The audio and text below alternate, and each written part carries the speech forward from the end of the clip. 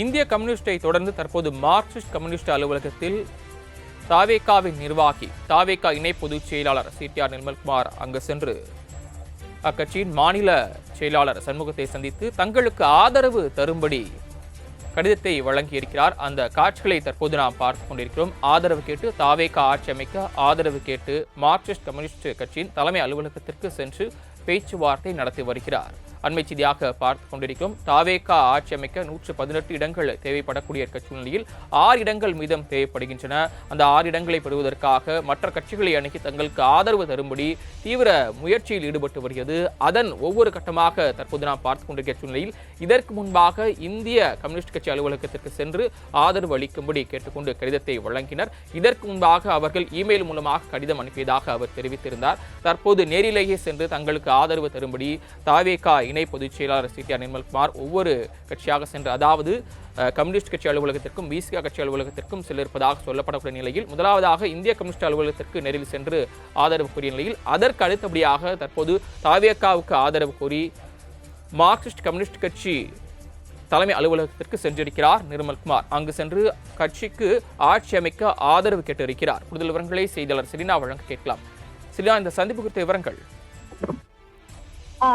தாவேகா ஆட்சி அமைப்பதற்கு இன்னும் 6 சட்டமன்ற உறுப்பினர்கள் தேவைப்பட இருக்கக்கூடிய நிலையில் குறிப்பாக திமுக கூட்டில் இருக்கக்கூடிய 2 கட்சிகளையும் சந்தித்து ஆதரவு தெரிவிப்பதற்காக தற்பொழுது கம்யூனிஸ்ட் கட்சி அலுவலகத்திற்கு சிடி நிர்மல்குமார் வந்திருக்கிறார். குறிப்பாக சற்று நேரத்திற்கு முன்னதாக சிபி அலுவலகத்திற்கு சென்று வீரபாண்டியனை சந்தித்து ஆதரவு கேட்டிருந்தார். அதன் தொடர்ச்சியாக தற்பொழுது சிபிஎம் அலுவலகத்திற்கு வந்திருக்கிறார். இங்கு சண்முகத்தை நேரில் சந்தித்து தற்பொழுது பேசி வரக்கூடிய காட்சிகளை பார்த்து வருகிறோம். குறிப்பாக தாவேகா ஆட்சி அமைக்க வேண்டும் என்பதற்காக தொடர்ந்து ஆளுநரை சந்தித்தும் அதே போல திமுக கூட்டில் இருக்கக்கூடிய கட்சிகளுடனும் பேச்சுவார்த்தையும் கடிதம் வாயிலாகவும் கேட்டு வரக்கூடிய நிலையில் இந்த 3 கட்சிகளை பொறுத்தவரையிலும் நாளை ஆலோசித்து முடிவு தெரிவிப்பதாக தெரிவித்திருந்தார்கள். இந்த நிலையில்தான் நேரடியாக நிர்மல்குமார் ஆதரவு கேட்டு வரக்கூடிய நிகழ்வு தற்பொழுது நடைபெற்று வருகிறது. சிபிஐ சிபிஎம் 2 கட்சி அலுவலகத்திற்கும் நேரடியாக ஆதரவு கேட்டிருக்கிறார். சிபிஐ அலுவலகத்திற்கு ஆதரவு கேட்ட பிறகாக செய்தியாளர்களை சந்திக்கும் பொழுது எங்களுக்கு ஆதரவு கொடுத்து சட்டப்பேரவையில் பெரும்பான்மை நிரூபிக்கப்படும் பட்சத்தில் எங்களுடன் கூட்டணிக்கு வரக்கூடிய கட்சிகளுக்கு ஆட்சியில் பங்கு அதிகாரத்தில் பங்கு கொடுப்பதாக தெரிவித்திருந்தார். அதே போல ஆதரவு கொடுத்தால் ஆளுநரிடம் அந்த ஆதரவு கடிதத்தை கொடுத்து ஆட்சி அமைப்பதற்கான அதிகாரத்தை கேட்க இருப்பதாகவும் தெரிவித்தார். இந்த நிலையில்தான் தற்பொழுது சிபிஎம் அலுவலகத்திற்கு வந்திருக்கிறார். இவர்களிடம் ஆதரவு கேட்டு அவருக்கு என்ன கருத்துக்களை தெரிவிக்கிறார்கள் என்பது தொடர்பாகவும் செய்தியாளர் சந்திப்பின் வாயிலாக தெரிவிக்கப்படும் எதிர்பார்க்கப்படுகிறது. ஆனால் சிபிஐ சிபிஎம் அதே போல விசிகாவை பொறுத்தவரையிலும் இன்று மாலை அவர்களுக்கான போராட்டம் என்பது அறிவிக்கப்பட்டிருக்கிறது. இந்த போராட்டம் முடித்த பிறகாக 3 கட்சிகளும் நாளை கட்சி அலுவலகத்தில் ஆலோசனை கூட்டம் என்பது வைத்திருக்கிறது.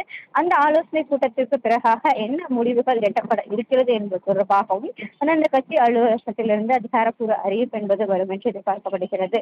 இந்த நிலையில் தான் தாவேகா சார்பில் இந்த ஆதரவு கேட்கப்படக்கூடிய நிகழ்வு என்பது நடைபெற்று வருகிறது.